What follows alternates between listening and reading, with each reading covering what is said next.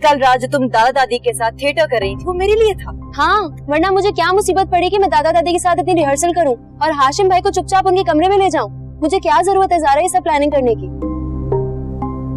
और दादा, उन्होंने तो सारी मेहनत पर पानी फेर दिया। डॉक्टर बिल्कुल ठीक कहता है, उनके दिमाग में ना कोई मसला है।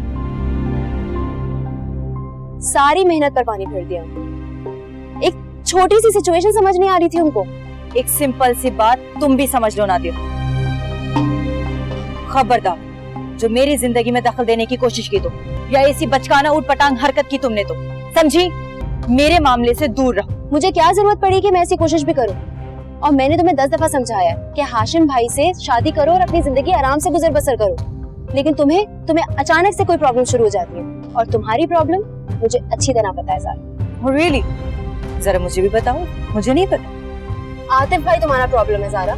तुम कभी एक वजह से कभी दूसरी वजह से अपनी शादी डिले करती हो, कभी इकरार करती हो, कभी इजहार करती हो। तुम्हारे साथ अजीब अजीब प्रॉब्लम्स हो रही हैं। क्या मुझे नजर नहीं आ रहा कि तुम्हारी प्रॉब्लम्स क्या हैं? तुम कितनी अनहैप्पी हो, तुम कितनी कंफ्यूज्ड हो, और ये सब कुछ आतिफ भाई की वजह से, क्योंकि तुम आज भी उनसे मोहब्बत करती हो।